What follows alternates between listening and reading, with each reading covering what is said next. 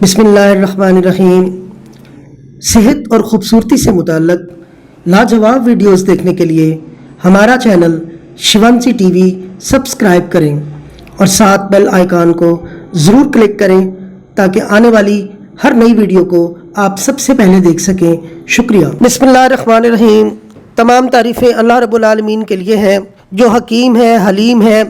आज एक और अहम मौजूद इसके बारे में बहुत कम लोग जानते हैं। जैसे कई एक औरतों में बांझपन होता है, इस तरह कई एक मर्द भी ऐसे हैं जिनमें ये खसूसियात पाई जाती हैं। ये सब कुछ क्यों और कैसे होता है, आज हम आपको इसके बारे में तफसील से बताते हैं। हमारे मुआशरे में बच्चियां शर्म के मारे मर्द के बांझपन को डिस्कस ही नहीं करती और खामोशी के साथ जिंदगी गुजारने को तरजीह देती हैं। इसका नतीजा उनका खामन ऐसे हो जैसे हिंजड़ा होता है, वैसे वो बेचारी अपनी जिंदगी गुजार रही होती है। आज का टॉपिक मर्दाना बांझपन।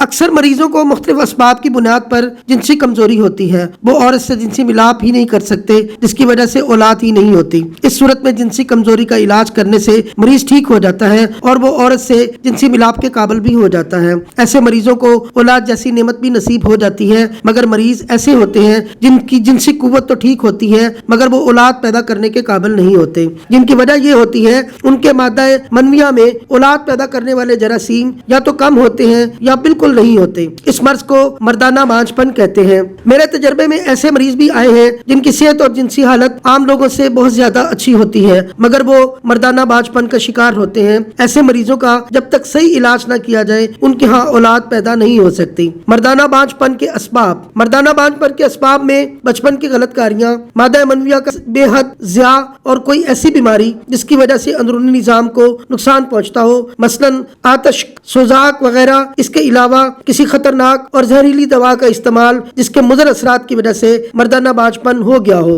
मर्दाना बांझपन का इलाज। मर्दाना बांझपन का सही इलाज उस वक्त हो सकता है जब उसके अव्वल सबब को रफा किया जाए, और इस मकसद के लिए तबीब को चाहिए कि वो मरीज की हिस्ट्री लेकर उसकी सही तशखीस करे और फिर इसके मुताबिक इलाज करे। हम यहाँ पर आपको कुछ अपने तजर्बा शुदा मुजर्रबात दर्ज कर रहे हैं। मूसली सफेद 50 ग्राम, सालम मिस्री 50 ग्राम, बहुफली 50 ग्राम, खरातीन 50 ग्राम, कूजा मिस्री 50 ग्राम। तमाम अद्वियात का सफूफ बना ले। मिजाज खुश्क सर्द है। खुराक 6 माशा सुबह शाम हमरा दूध खाने से पहले खिलाएं। फवायद मादा मनविया को गाढ़ा करके औलाद पैदा करने वाले जरासीम भी पैदा करता है।